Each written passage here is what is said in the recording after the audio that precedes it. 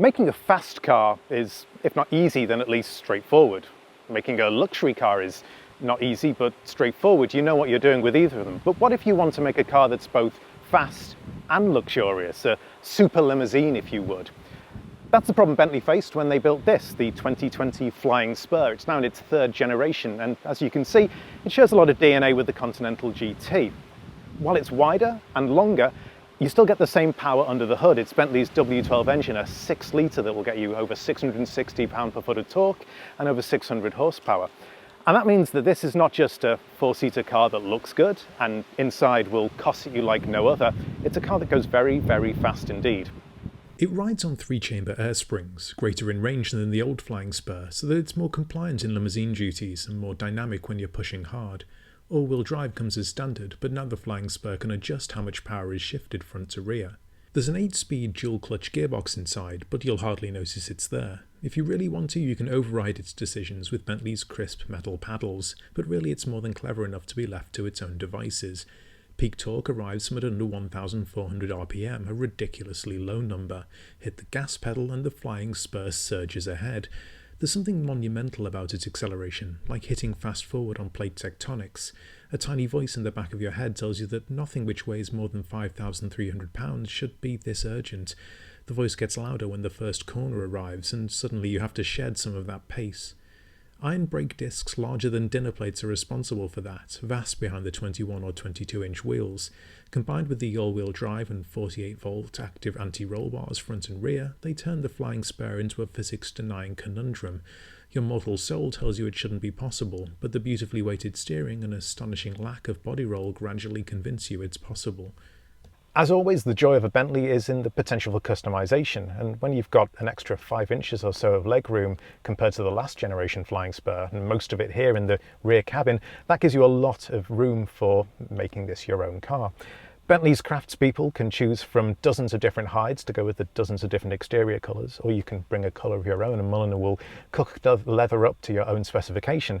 They're also doing some really interesting things with the treatment in here. So this particular Flying Spur, for example, has a diamond quilted leather panels on the doors that they take the leather, they wet it down until it's pliable, they give it a cotton backing, and then they mould it into these diamond shapes. So even though it's not the traditional wood patterns, you still get a very luxurious individual feel.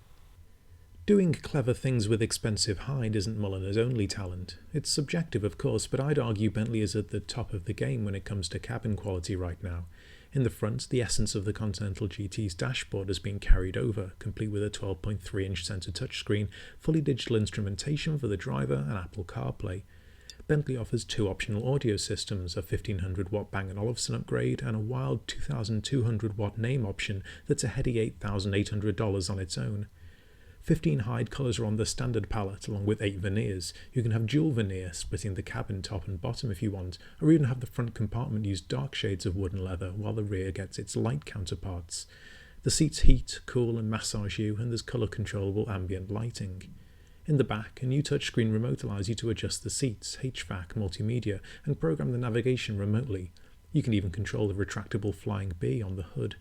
Necessary? No. Fun? Absolutely.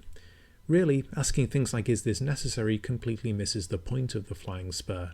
The Bentley team is charmingly willing to acknowledge that they make gorgeous playthings, a relationship with owners that is more akin to patron and artist than the typical car buying dynamic.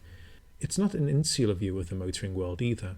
With 100 years under its belt, you'd be forgiven for expecting Bentley to be staid or conservative, unwilling and, more deadly still, unable to consider the brave new world of electrification we're headed for.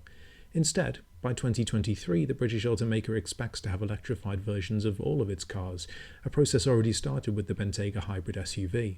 For now, there's just this W12 car, a mesmeric love song to speed and luxury and elegant excess, a sedan that couldn't decide if it wanted to be a sports car or a limousine, and so, with self-belief that perhaps only the British could muster, figured it could be both. It'd be ridiculous, really, if the end result wasn't so good. I'm not going to tell you the Flying Spur is a cheap car. The starting price is just shy of $215,000, and that's before you get to the options list, and trust me, you really want to get to the options list. But wait a minute, because you're not only getting a really, really fast car, one that does 207 miles an hour and 0 to 60 in under 4 seconds, that's a legitimate sports car, You're also getting possibly the most luxurious car you can get on the market today, certainly one with the most customization options.